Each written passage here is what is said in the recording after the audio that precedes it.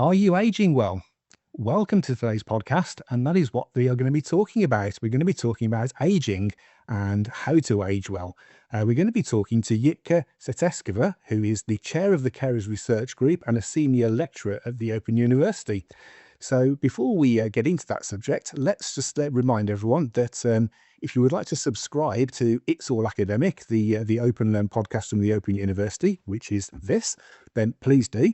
And this is very much a podcast that we want you to get involved in. So if you've got any questions that you think of during the podcast or at the end, if you've got any comments, then please do leave them in the comments section. So subscribe and follow lots of fantastic content that we've got coming your way. But really, the main thing now is to find out more about aging. So without further ado, I'm going to introduce you to Jitka.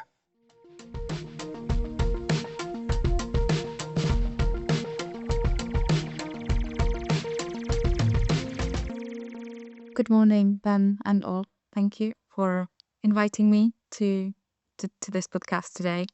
So a little bit about my role first. My role at the Open University is a multifaceted one and encompasses research, teaching, student supervision, doctoral supervision, and external collaborations. Well, I think if anyone was in any doubt that you're not going to learn anything today, then rest assured we have got an absolute expert who is talking to us. So I'm sure he's going to impart some fantastic words of wisdom and some knowledge and maybe even a little bit of advice to help us, let's say, as we are discussing aging well.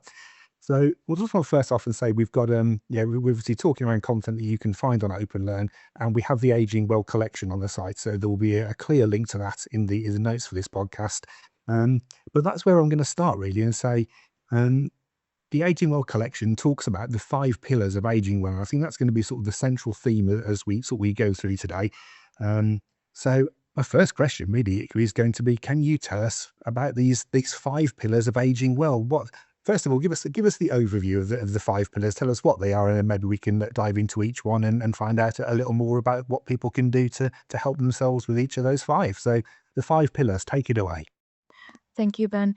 So the 5 pillars is a model that came as a by-the-way product that sometimes things happen through my PhD research and collected readings around aging well and how to support people with aging well. I have realized very early on the gap ever since I've started being involved with research. I've always been aware of this gap that is between the evidence base, which means the research findings that are in the space of aging, and there are many. It's an incredible field. But the gap is constituted by the lack of accessibility of these findings. So people who need the most cannot practically access them and use them. The reasons are varied. Some of those relate to language. The research language is full of jargons, and people who are not trained to read through that will struggle reading the information and might just give up. The articles and the findings are located on platforms that often have firewalls. People need to pay unless you're a researcher and your organization pays for you. So there are multiple reasons that actually inhibit our access to it if we are general public and or we're a clinician professional who supports the public in their professional role. So because of that, I thought, and I've started this very early on my PhD, I've created and I've always contributed to kind of wider extracurricular education, continuous professional development, learning that is really aimed at the wider public, general public that is aging. So aging people at different stages of aging, sometimes people who live with chronic conditions or multiple conditions, working with clinicians, professionals, practitioners who support the aging populations in their professional roles. And this is where the 5 pillars started to become a very useful model, because it's not a rocket science. It's something that's relatively simple that people can keep in mind. There are 5 parts to it. It's not so easy to forget, let's say. And it's something that naturally fits within what most of us are thinking, oh, maybe I should do a little bit more in that area anyway. So the 5 pillars model looks at nutrition, the way we eat, how we eat, when we eat, what is good for us to eat, and it it's kind of course, it needs to be individualized because we're all slightly different, and different things work for different people. So there's nutrition, there's hydration, there's physical activity, cognitive and social stimulation. So these are the 5 areas. We will of course unpack them, I think, a little bit more as we go today. So the 5 pillars are really central to the 2 main educational interventions I co-founded, which are the Aging Well Public Talk series and the Take 5 to Age Well.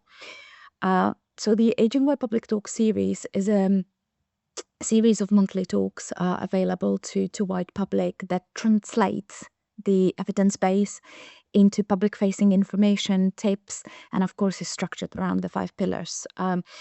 Then, after several years of successfully running the Aging Well Public Talk series at a national level and international level as well, we've realized that actually there is a possibility for us to step up and make the 5 pillars even more available. And this is how the Take 5 to Age Well was born.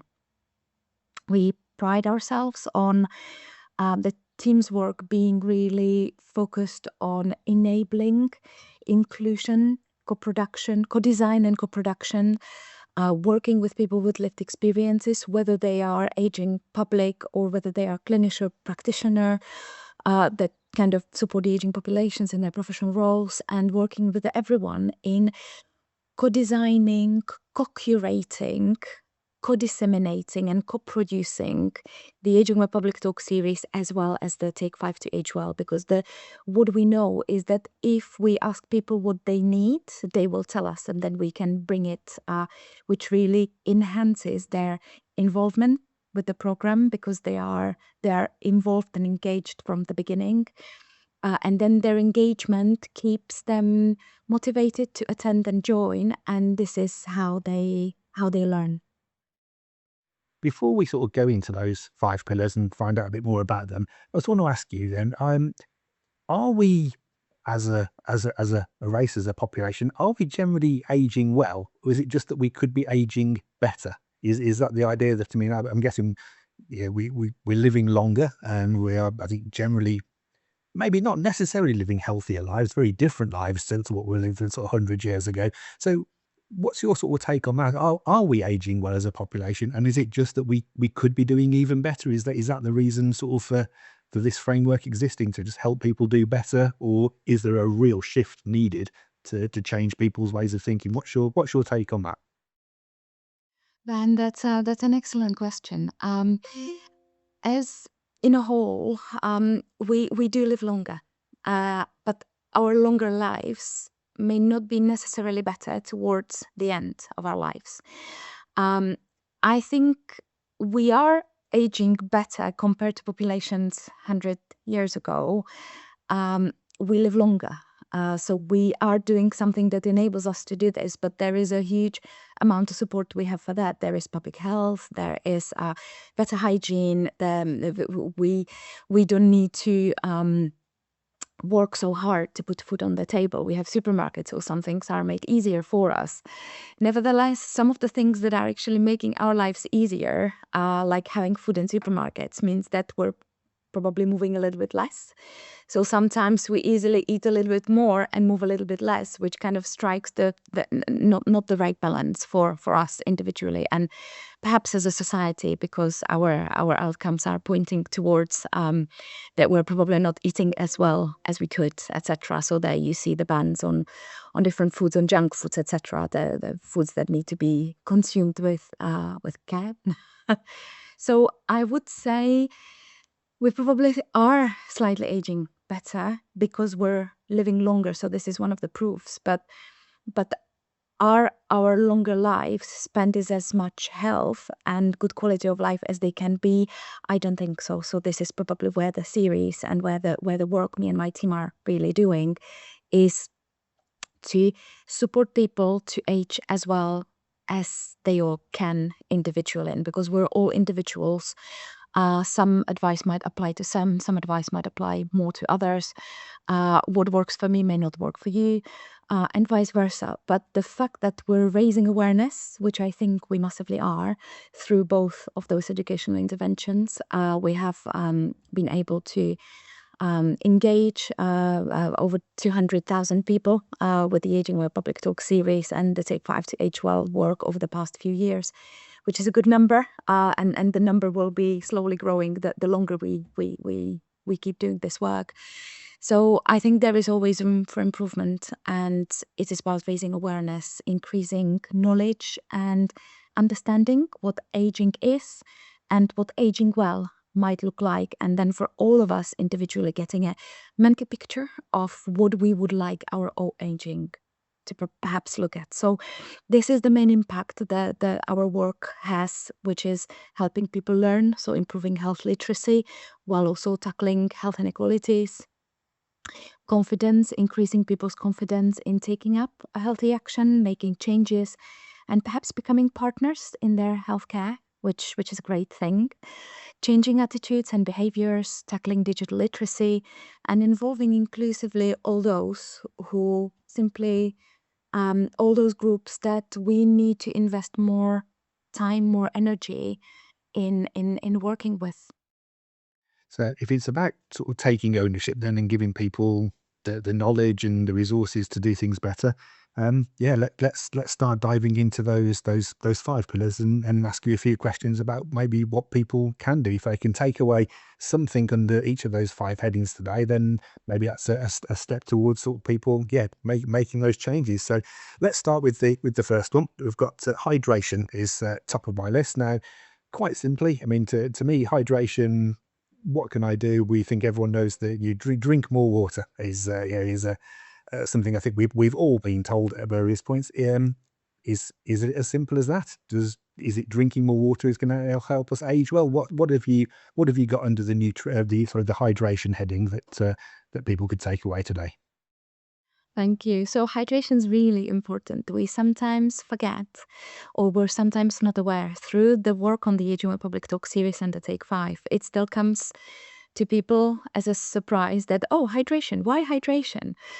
Is it just drinking more water? So it's not, it is drinking to thirst. The trouble with aging is that the feeling of thirst decreases as we grow older. So we're not as thirsty as we might feel when we're younger. It has to do with our losing certain receptors. There are biological reasons for that. But the trouble is that we still need to stay hydrated. When we are dehydrated, our bodies and brain do not work optimally. Our muscles don't work optimally. Our brain cognitively doesn't work optimally. Our blood thickens. There are many reasons why dehydration doesn't serve us well. So staying well hydrated, drinking to thirst, but as we grow older, being aware that there is probably we may need an extra nudge to drink a little bit more. If we drink teas, coffees, milk, water, all counts. What we include in our advice is that maybe steering clear from fizzy drinks, juices in large quantities because they contain sugar. So then our bodies kind of spike up the insulin. So, but tea, coffee, everything counts. It's a hydration. Nevertheless, maybe if we drink a lot of tea or drink a lot of coffee, they might also act as stimulants. So they stimulate the bladder, which makes us go to the toilet more often. So maybe for each tea or coffee, we could have a small glass of water, starting with adding a little bit, not overdoing it, but it's doing a little bit every day. So it's the regularity that actually really is the game changer. And then we can take a small action that's really easy to embed it into our daily schedules, daily routines, etc. So it doesn't need to be something that's extremely out of the way for us to do. But for as long as it's regular, it always helps. Adding fruits, adding vegetables and legumes that are also rich in very hydrating. to our diet if we can. Of course, there might be some constraints or caveats. So, for example, there are groups of people who may not consume or drink so many liquids. They may need to stop when they reach around liter and a half, 1.6 liters in a day. These are people who might have special or specific conditions. Some of those are severe patients with severe heart failure. So that patients with severe heart failure are very well advised by their GPs and consultant specialists in how much they can consume every day. So people who need to be careful in general should know. But whenever in doubt, just check with the pharmacist, with your GP, that you're going in the right way. But increasing gently the amount of liquids we intake every day is a good thing. It helps us optimize the brain functions, the muscle functions. It helps us optimize the speeds with which our metabolism works, which then also affects that we may avoid side effects of medications if we take some regularly on daily basis. So hydration is key. Okay, so my takeaway from that is that maybe it doesn't need to be a huge change. It's that small change, increasing and regular and consumption of water. Bad news for me, cutting out the fizzy drinks, but and maybe, like I say, a tea or a coffee, and then every other drink a glass of water. And it's had an instant impact on me. I've got a glass of water next to me that I've almost drained while you were talking. That must have my need thinking, okay, yeah, great advice. Take on some more water. So there we go. First change made for me. That's great. And then what you mentioned there as well about sort of the fruits and vegetables as well, and that being perhaps a source of hydration, which takes us really on to the nutrition side as well. So leading on from that, what about the changes we can make in terms of the nutritional benefits to help us age well? Yeah. So nutrition is incredibly important as well. I'm sure you've heard, we are what we eat. And there are many ways, and there's lots of materials now online and kind of everywhere popping up around nutrition, how important it is, what we may need to look at, making sure we have adequate amount of protein, fats and carbohydrates in our diet. It is important to keep all three in, because all three of those contribute to a good functioning, optimal functioning of our body and brain. So our brain needs an incredible amount of energy. So brain is an organ that is relatively small compared to the rest of the body, but it takes staggering around 20% of glucose and 20% of oxygen of the whole consumption of the body. So we need to feed the brain. So sometimes when actually winter comes, people are getting tired, people are getting cold. It's not always easy to regulate the temperatures. It is really difficult to heat the houses these days with the prices of energies and everything is soaring. And then people might kind of start feeling cold. When we're feeling cold, we need increasing calories. We don't always realize this, that we need to feed our brain, we need to feed our body, we need those calories. And the first thing those calories go into, without us having a say in it, is the thermoregulation functions. So it is really crucial that we have those calories we need in a day, because our thermoregulation functions are incredibly important to keeping body functioning optimally, including the brain.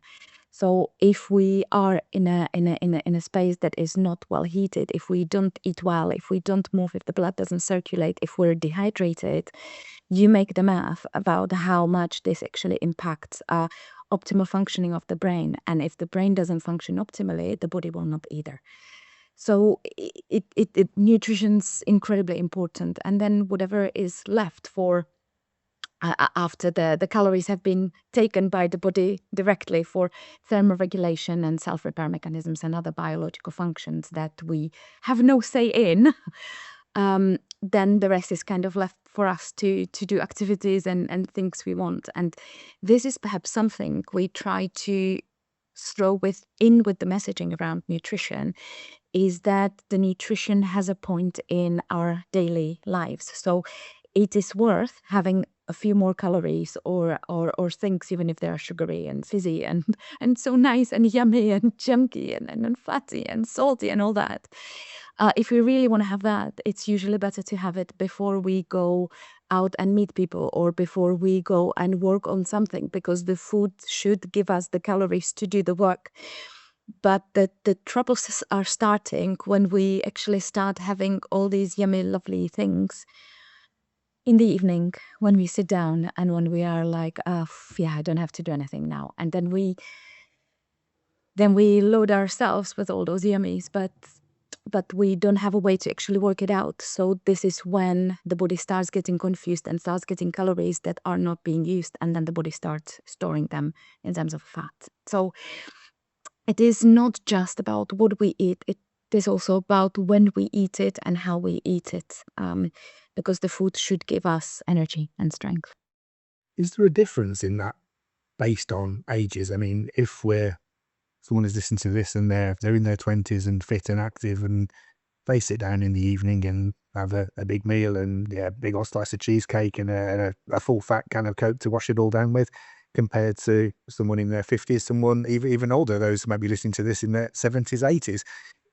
Is there any difference? Is that 20 something and then not feel the impact quite as much as the someone with 30, 40, 50 years on them? Does that really change? Do our bodies change how we process that as well? I mean, is it the advice? I think it is great. Maybe don't have it in the evening, have it earlier when you can burn that off during the day. But if we did have it in the evening, does it work very differently between sort of the younger generation and those of us a little more towards the other end of the scale? Yeah, Ben, it does. In general, it does. Although there are outliers, there are exceptions. I know one.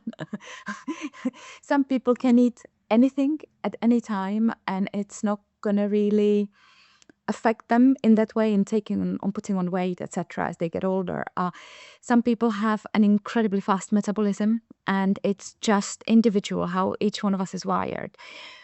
But in general, I would say what we do in our 20s we will not see the impact of it so much in our 20s, 30s. We will see it more in our 50s, 60s, 70s, and later. So bearing more in mind that our metabolism slows down, it's a natural age-related change. This is not something we can really hugely change. Nevertheless, there are things that can help us boost the metabolism as we grow older. And it will not surprise you probably that hydration is one of those. So keeping ourselves well hydrated will give our metabolism a boost to process things a little faster. So they will not stay for such a long time in our bodies, but also regular physical activity.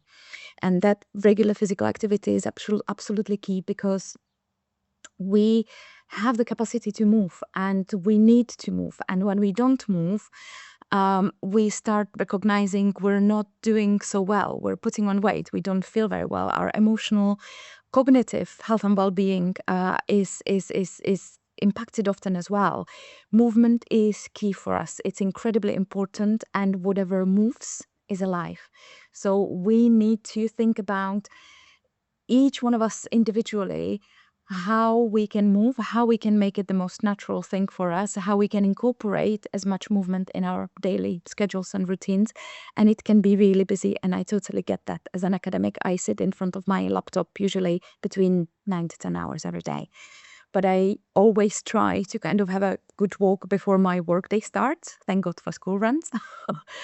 Then I kind of try to go out in the middle of the day, and then I try to go out later on again, which is either the school runs, clubs, where we're kind of, but incorporating walking, moving anywhere we can, just anything but staying sedentary is good for us. So I guess we're transitioning very neatly into physical activity and how important this is in our lives, in conjunction to relevant nutrition and hydration that as individuals we need as well.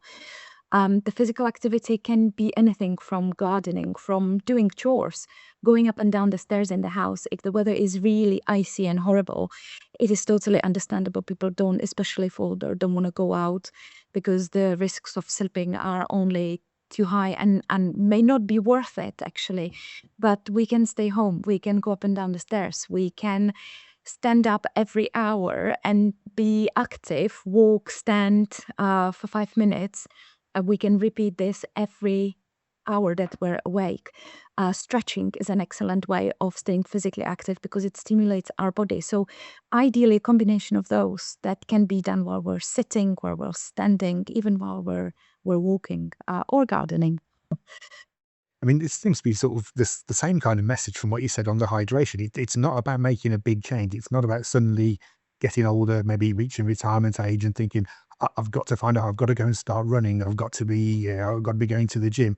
Actually, just a small change, but a regular, like I say, maybe just a couple of minutes every hour, just that bit of movement rather than spending a whole day sat down, to scaling up a small action like walking up and down the stairs can actually make a big difference. I think it's really, I don't really satisfying to know that, like I say, that maybe that thing that's been putting people off making that sort of change of, I'm too old to go and join the gym. I don't want to start. I can't go and start doing a park run.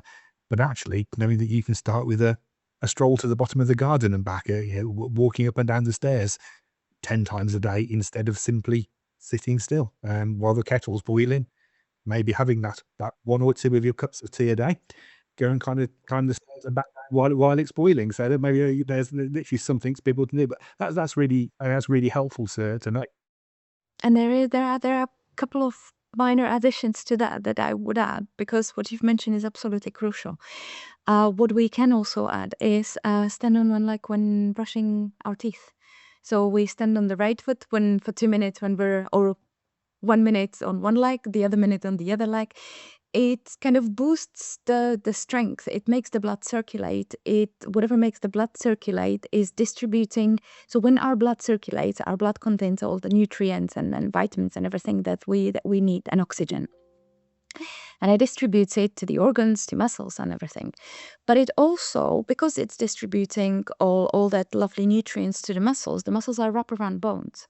So the more nutrition and more nutrients we get to the muscles, the more we'll get in the bones as well. So strong muscles are very firmly associated with strong bones. And now we're talking about preventing osteoporosis or frailty, or either prevention or maintaining or decreasing our frailty scores if we already have them.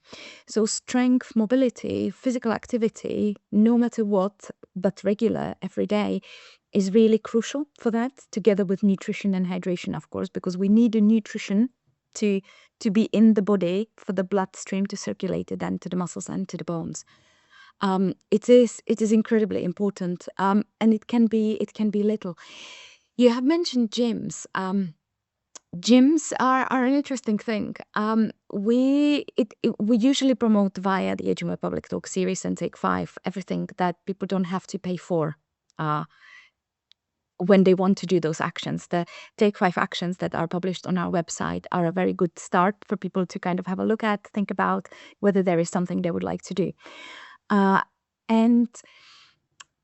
gym can be really important. So strength training, the older we get, the more important it becomes. We might be thinking, well, this is not something I need, and it may not be needed in a form of a gym, but strength training is actually very important and helps us to keep the muscles strong, because as our metabolism slows down as we age, another age-related change is that there is muscle atrophy, muscle wasting. We're losing muscles little by little. It's not something that we notice massively in our 40s, perhaps. Perhaps we start noticing in our 50s, 60s, 70s. We definitely know something's there. Well, something's not there. And then the older we get, the more frail we may become just because of that. The way to counteract that is with the nutrition and hydration and the physical activity. So the physical activity will keep the muscles active, the capillaries inside the muscles, running the nutrition through the muscles.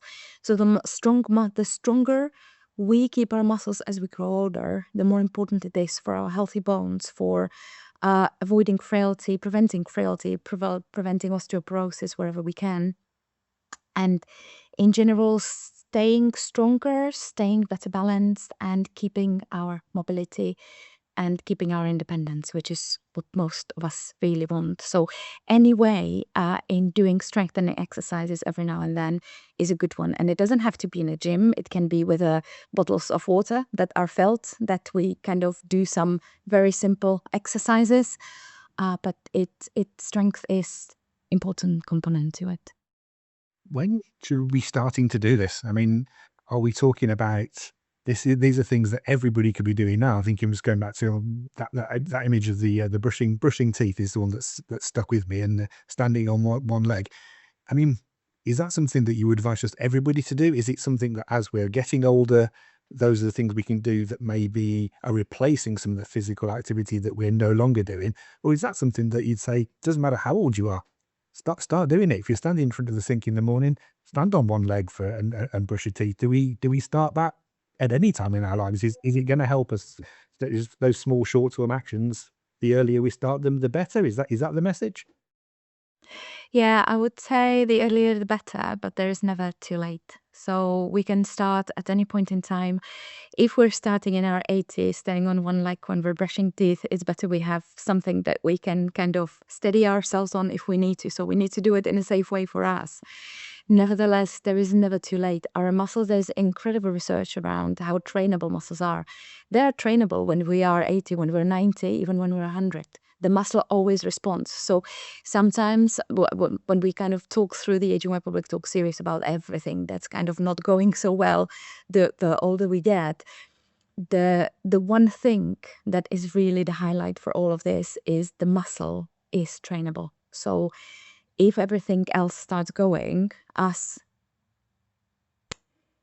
conserving some energy and thoughts and really making sure we work our muscles a little bit can help us smooth a lot the ride as the older we grow. We said at the top of this podcast that you are definitely going to learn something today from Jitka. I think that has proved absolutely true. There's plenty more to delve into here, to discover more about aging well, to discover more about the Take 5 to Age Well campaign and Jitka's work. So, join us again soon for part 2. And look forward to finding out much more about aging well. If you enjoyed this clip, feel free to follow the links on screen for more interesting articles and free courses from the Open University.